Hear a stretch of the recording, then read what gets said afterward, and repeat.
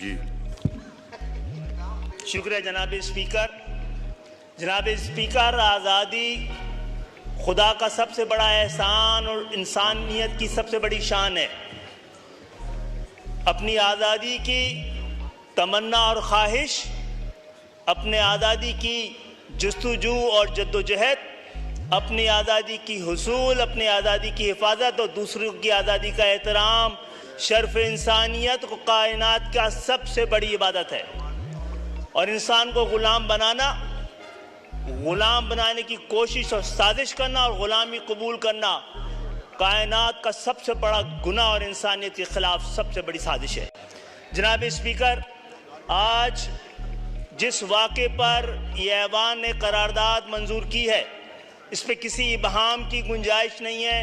یہ واقعہ ملت اسلامیہ کے لیے تازیانہ اور ایک بہت بڑا، میں ریپیٹ کرتا ہوں، آج کے ایوان میں جو کچھ کہا گیا ہے تاکہ کلیئرٹی رہے کہ یہ ایوان اسماعیل ہانیہ کے قتل اور شہادت کو ملت اسلامیہ پہ حملہ تصور کرتا ہے، اور پاکستان خود پر حملہ تصور کرتا ہے، اور ایران کی خود مختاری آزادی کے خلاف اس کو کھلی جارحیت قرار دیتا ہے، اور اسرائیل کو یہ ایوان اسرائیل کو ایک دہشت گرد ریاست سمجھتا ہے، اور اس عمل کو تاریخ کے سیاہ ترین ابواب میں سے ایک باب سمجھتا ہے. یہ ایوان سمجھتا ہے کہ یہ واقعہ اقوام متحدہ کے جواز پر بھی سوال ہے. اسرائیل کی تمام حامی تمام طاقتوں اور تمام ریاستوں کو تاریخ کے کٹہرے میں نسل کشی میں شریک قرار دیتا ہے. جناب اسپیکر، یہ ایوان اس واقعے کے بعد اقوام متحدہ کے وجود پر جواز کے ساتھ ساتھ یہ واقعہ عالمی امن کے خلاف بڑا قدم سازش. ایک سیکنڈ پلیز، آپ کو میں قطع کلامی معاف. جمعے کی نماز یہاں 1:30 بجے ہوگی، اس کے فوراً بعد ہوگا، تاکہ ابھی ہمارے آنریبل ممبرز نے بات کرنی ہے، اور اس کے فوراً ساتھ ہی جائیں. جی خالد صاحب. یہ ایوان فلسطین کی آزادی خود مختاری کے لیے ایک فیصلہ کن جدوجہد کی نہ صرف حمایت بلکہ عملی مدد کو اپنی قومی اور ملی فریضہ سمجھتا ہے، اور قیامت کے بعد ہونے والے سوال کے جواب کے لیے خود کو سرخرو کرنے کی دعا کرتا ہے. جناب عالی، ابہام نہیں ہونا چاہیے. ہم الفاظ میں کھو کر آج کے واقعے کو بو نہیں کر سکتے.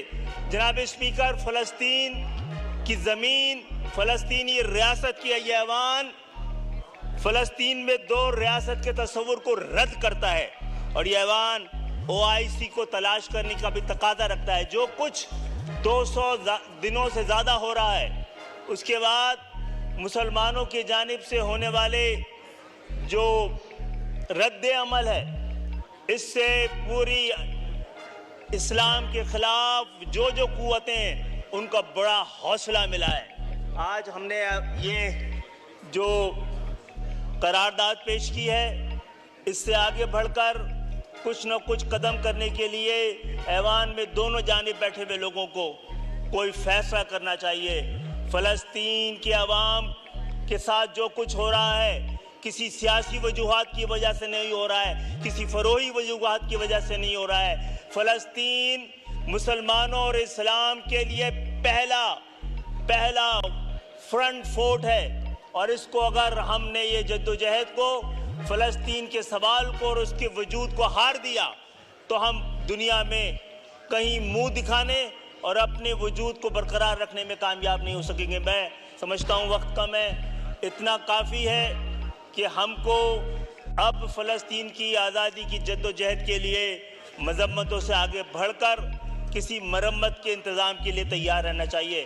جناب اسپیکر، اللہ نے نہ صرف ہمیں آزاد پیدا کیا بلکہ آزاد رہنے کی طاقت، صلاحیت اور قوت بھی عطا کی ہے. آئیے اسی قوت کے ساتھ کوئی قوت فیصلہ پیدا کریں. بہت بہت شکریہ.